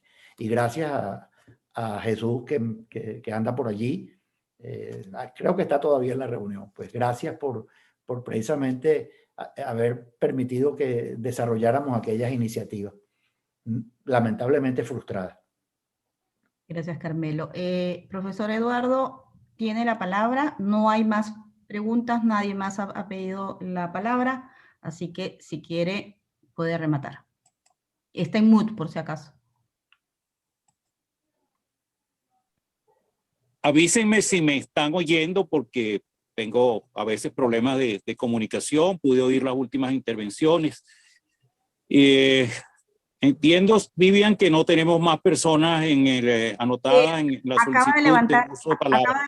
Perdón, profe, acaba de levantar la mano Jesús Viloria, así que está Jesús y después está usted. O si quiere, usted primero y le da la palabra a Jesús porque se dio por aludido por la mención del profesor Carmelo. Bueno, el tiempo que le hemos dedicado, dale la palabra a Jesús. Perfecto. Jesús, ¿tiene el mute? Perfecto. Bueno, mucho gusto saludarte. Muy interesante todo tu planteamiento, pero hay uno que me quiero focalizar en el asunto de la universidad. Yo coincido con de que el modelo de universidad autónoma y gratuita que hemos tenido hasta ahora no es sostenible. Recuerdo de un artículo que leí en la revista Nature científica, un artículo sobre educación que son escasos en esa revista. Se trata de hace 40 años que estuvo Margaret Thatcher en el poder, estuvo como un poco más de 10 años, y ella castigó mucho a las universidades británicas con recortes presupuestarios. El artículo trataba de una universidad pequeña que se vio al colapso, al borde del colapso, y cambió su enfoque hacia alianzas con empresas privadas para hacer investigación, para ofrecer sus capacidades de investigación a estas empresas y emprender proyectos en conjunto. En los términos de referencia de las personas que ellos contrataron para esos proyectos, incluían su participación en docencia e incluían la participación de los estudiantes en los proyectos. El artículo era sobre un estudio que se hizo de cómo habían progresado los índices académicos de esa universidad a lo largo de 10 años desde que comenzó ese enfoque de alianza y de participación como aprender haciendo de los estudiantes en participando en proyectos. Todos los índices académicos, o sea, demostraban que había mejorado ostensiblemente la calidad académica de la universidad. Yo creo que el futuro va por allí y tú más o menos lo visualizas igual. No es fácil porque es un cambio de paradigma importante para nosotros en Venezuela, donde el Estado ha financiado fuertemente, o sea, el presupuesto universitario principalmente viene del Estado. Yo tuve la oportunidad hace algunos años de visitar algunos centros en San Francisco, en California, centros de investigación y museos de ciencia, y siempre he preguntado, bueno, ¿cuál es ¿de dónde vienen los fondos? ¿Quién financia? ¿Es el Estado de California? ¿Es dinero federal? No, la mayor parte había financiamiento del Estado, participación de California, etcétera, del Estado, pero muy poco. Todo era fondos levantados de la empresa privada. Nosotros no estamos, hasta ahora que hemos tenido, porque tuvimos una renta petrolera amplia que nos permite hacer muchas cosas que otros países vecinos no, tenemos que cambiarnos ahora el chip. Llegó la hora de cambiar el chip. Gracias, Jesús. Carmelo. Y pidió por último la palabra, no lo logro identificar porque está identificado como Huawei Y6. Pero bueno, le damos la palabra después de la intervención del profesor Carmelo. Bueno, muy corta. O sea, realmente yo una de las primeras sugerencias que hicimos en octubre pasado, ya aprovechando la celebración no solamente de nuestro 50 aniversario de egresados, sino también la de la propia universidad y la facultad, el hecho de que una de las primeras tareas que había que hacer ya empezando este año, en 2021, era empezar a trabajar un proyecto de recuperación de la facultad, un proyecto con una implicación financiera y ver dónde era realmente la posibilidad de sufragarlo. Nosotros hicimos un primer, boceto y nos decía que probablemente la facultad requeriría ella sola alrededor de 100 millones de dólares para un proceso de recuperación. Es una cifra bestial, por supuesto, pero es una cifra que solo puede ser provista si tú tienes en cuenta tarifas. A lo mejor al principio el estudiante tendrá que pagar solamente, no sé, $5 por crédito o no sé qué cosa, pero digamos una cifra que realmente suponga un compromiso. Y lo mismo tiene que buscarse en la posibilidad de alianzas con el sector privado que permitan obtener otras fuentes. Y yo siento que es posible a lo mejor presentar un proyecto a una banca multilateral como el Banco Interamericano de Desarrollo o la corporación, el Banco de Desarrollo, Corporación Andina de Fomento, la vieja CAF. Entonces, yo creo que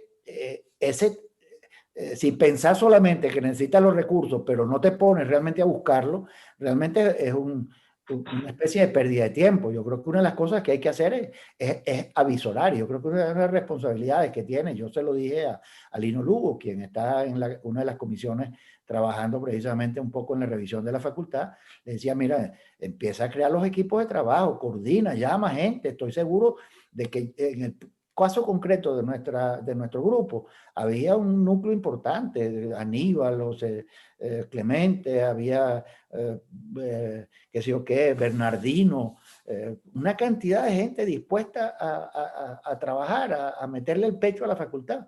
Y yo creo que eso hay que hacerlo con todas las promociones. Gracias, Carmelo. Huawei. Muy buenas tardes. Interesante y muy profunda conferencia del colega Carmelo. Felicitaciones. Quería, dentro de la problemática que tenemos dentro de la recuperación de la universidad, es el cambio tecnológico muy profundo que se tiene que dar, es el llevar el Internet y todo esto bagajes de la cuarta revolución tecnológica para la aplicación de los mismos. Pero para ello es lo que deciden hablando al final, todos los recursos, los necesarios para poder hacer funcionar esta universidad, para producir estos cambios tan necesarios y básicos para poder hacer crecer nuestra universidad, hacerla sentir. Y dentro de ellos los estamos hablando. Ya la universidad como tal, donde no teníamos que cancelar nada al Estado, tenemos que irnos olvidando de ella e ir introduciéndolos. Yo diría que habría que ir con un mínimo un 70% de pago bajo un análisis socioeconómico de los ingresantes a la universidad, de los estudiantes, y un 30% que pueda tener los subsidios variables. Dentro de los mismos, las cuestiones de posgrado, todas estas cuestiones de tecnología que conlleve que tengan unos ingresos a la universidad. Esas asociaciones estratégicas son básicas y fundamentales para que podamos funcionar en una forma organizada, porque tanto los productores de tecnología necesitan colocar sus productos, y qué más que la universidad donde puedan desarrollar y utilizar esos productos tecnológicos, donde lo puedan exhibir y puedan servir para la enseñanza dentro de la universidad. y también esas asociaciones estratégicas con el sector privado para producción de los diferentes rubros, semillas, como lo queramos llamar, dentro de la parte tecnológica, en unas asociaciones que tendría que negociar la universidad con ellos, donde esas patentes de esa producción sean compartidos con la universidad y ese sector privado, de manera de ir garantizándole ingresos a la universidad que nos permitan darle solidez. No podemos seguir contando con un profesorado que lo que está recibiendo son sueldos miserables totalmente, que lo que han llevado es a la migración de los mismos, y hoy en día lo vamos a necesitar con mucha fuerza. Es necesario revisar cada una de las cosas. Fíjate con lo que decía Juan en su intervención, la variedad de suelos que nosotros tenemos y la aplicación de una tecnología o la producción de los elementos que podemos utilizar son los mismos, como si no existiera sino un solo tipo de suelo. Necesitamos organizarnos cada día más, ir hacia los puntos, hacia la producción de precisión, porque si no tenemos una precisión en cada una de las áreas, en donde podamos obtener no solamente el tipo de semilla, el tipo de abono, el tipo de clima, los suelos, el riego, que puedan ir, podernos llevar a competir a nivel, no solamente de una producción nacional alta, sino también ir a los mercados internacionales. Tenemos tierras abundantes, que tienen manejos diferentes, sí es verdad, pero tenemos que llegar hasta allá. Esa patente compartida. También tenemos que ir, por ejemplo, en el caso nuestro de la producción, las diferentes enseñanzas de la producción de la facultad de Fagro, y hacia una producción más grande, más alta en las enseñanzas. Los laboratorios de campo sean lo suficientemente grandes para que se generen recursos para la universidad, para que se puedan generar entonces empezar a tener una universidad que genere sus propios recursos para poderla consolidar y mantener, y una proyección hacia el futuro. Estos cambios en la tecnológicos que tenemos necesario llevarlos a la universidad son bastante, van a tener muchas fallas en principio. Tenemos un internet en Venezuela que la mayoría del día falla, son solamente por raticos y vísperas, en momentos que se tiene. Entonces, hay que no solamente empezar por ahí, empezar por mejorar los satélites para que podamos tener un internet que nos permita cumplir a cabalidad en cada uno de las enseñanzas, poder contar con ellos para poder aplicar estas enseñanzas con la utilización de la biotecnología. Muy interesante tu conferencia, Carmelo, felicitaciones y hacia adelante siempre. Gracias, ingeniero Bernardino. Y simplemente tenemos un comentario en el chat que voy a leer, y ya, profesor Eduardo, ya le toca la palabra. Entonces, el comentario es: ahora estamos con el deber ser, pues el hacer será para el futuro cuando tengamos nueva gente en el gobierno. Creo que deberíamos elaborar el necesario plan de acción donde las observaciones de Carmelo se incluyan y podamos llevarlas adelante. ¿Tiene toda la palabra, Eduardo?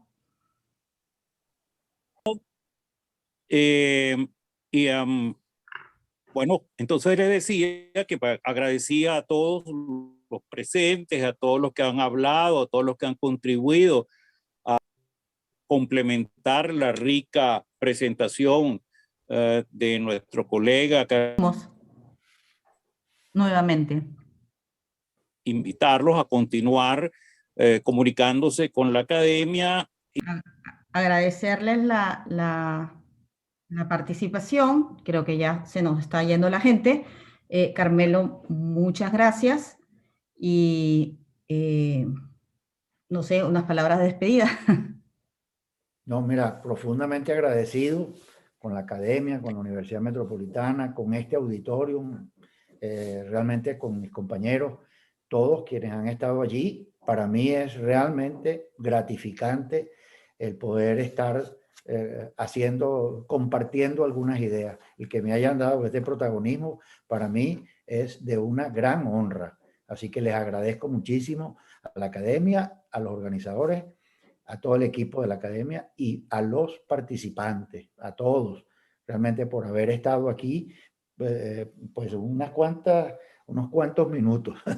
Ya estamos empezamos desde las 6 de la tarde, ya estamos llegando a las 2 horas, correcto. Más de 2 horas, exactamente. Bueno, muchísimas gracias de nuevo. Se les quiere y estoy comprometido con todos ustedes. Un gran abrazo. Profe Eduardo, gracias.